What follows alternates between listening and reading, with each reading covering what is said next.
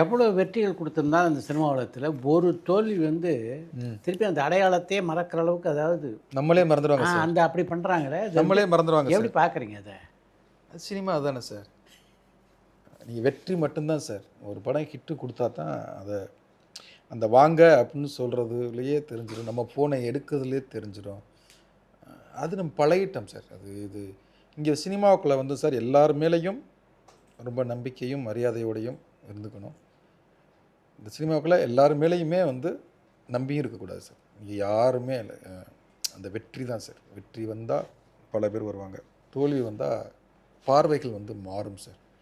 நான் அந்த பசங்களே ஒரு டைலாக், அவன் பார்க்குற பார்வையே நம்மளை அவுட் ஆஃப் ஃபோக்கஸில் பார்க்குறான்டா அப்படின்னு, மங்கள அதில் நம்ம பார்க்குற பார்வையே மங்கள தெரியுதுடா அப்படின்னு ஒரு டைலாக் இருக்குது. நம்ம சினிமா லாங்குவேஜில் சொல்லணும்னா ஹிட்டு கொடுத்தா ஃபோக்கஸில் இருப்போம், இல்லைன்னா அவுட் ஆஃப் ஃபோக்கஸில் இருப்போம். True true. ஆமாம், நம்மளை பார்க்குறது பார்வையே நம்ம அவுட் ஆஃப் பாக்ஸில் தெரிய ஆரம்பிச்சிருவோம்.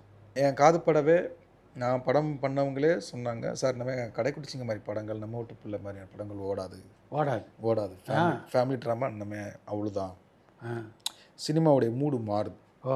ஏன்னா விக்ரம் வந்து வேற ஒரு மூடுக்குள்ளே போகுது. அது சூப்பராக இருந்துச்சு. விக்ரம் வந்து நான் அப்படி தேட்டரில் ஒரு டிசி படம் பார்க்குறது மாதிரி பார்த்தேன். அப்புறம் ஜெயிலர் வந்து அவர் ஒன்று பண்ணுறாரு, லியோ வருது. அப்போ ஸ்டைலாக மேக்கிங் மாறுது, அவ்வளோதான்.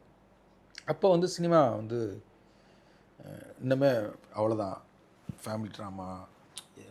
ஆனால் நான் ஒன்று நம்பினேன் சார், எமோஷன் என்றைக்குமே மிஸ் ஆகாது.